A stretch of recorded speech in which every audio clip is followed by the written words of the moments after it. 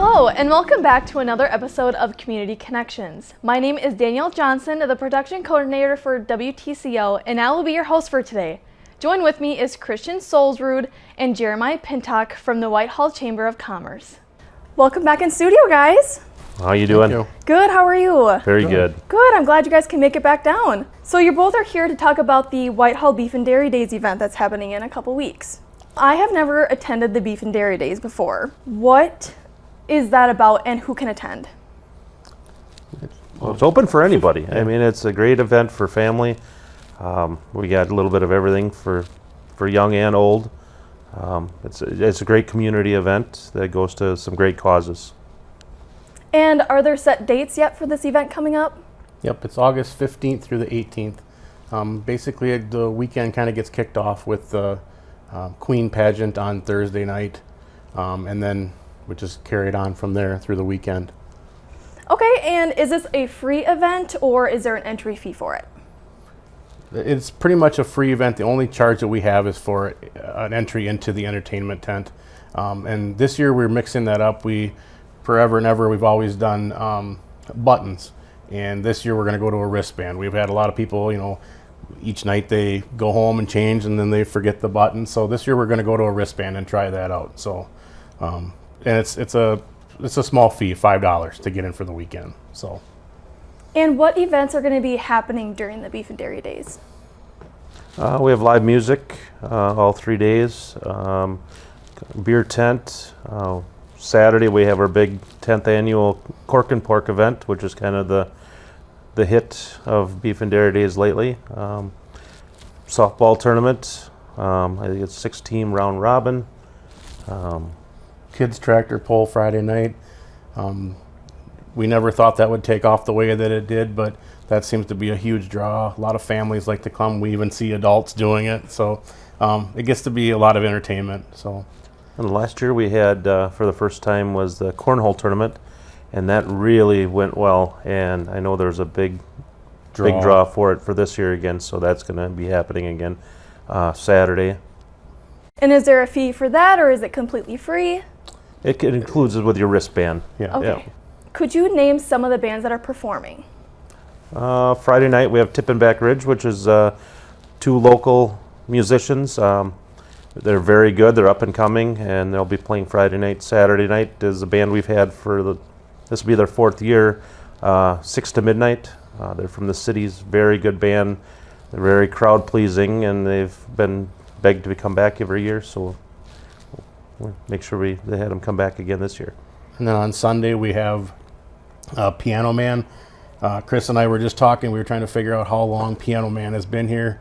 It's got to be 12 to 15 years he's been coming for our Sunday event, and really gets the crowd into it. There's a lot of people that ask us every year, is Piano Man coming on Sunday? And yes, he'll be here. So The Beef and Dairy Days, it kicks off with the Miss Whitehall pageant. Could you tell me how that goes? in a whole, the pageant is kind of ran through a different organization, but it's they have questions, they have performances. Every year it's a little different depending on how many contestants they have. But yeah, that pageant is going on up at the Whitehall Memorial School. And then after that, they have a 1-year reign that they go for. So. And from what I read in the flyer, there's going to be a parade. Where will that be, and do you have an estimated number of how many floats are going to be attending? Well, with this that year being would be said, political year, yeah. This year there's going to be a lot more. I want to say in years past, an average is around 75, but I'm expecting quite a few more this year. As always, Dave Pientok usually tries to line up Bucky Badger. He's a big supporter of the Badgers. Bucky Badger will be here again this year, which is a big draw, especially after the parade. He's there for a meet and greet and does some dancing and things like that in the beer tent, along with the Piano Man. So yeah, I think the parade will be good. One thing there, and I know they're doing different this year, right before the parade at noon, there's a historical presentation that they're going to do at the newly renovated bandstand. That's for their sesquicentennial 150th year, and there's a historical presentation that's going to take place at noon. And could you tell us what the historical presentation is? It's a secret to everybody.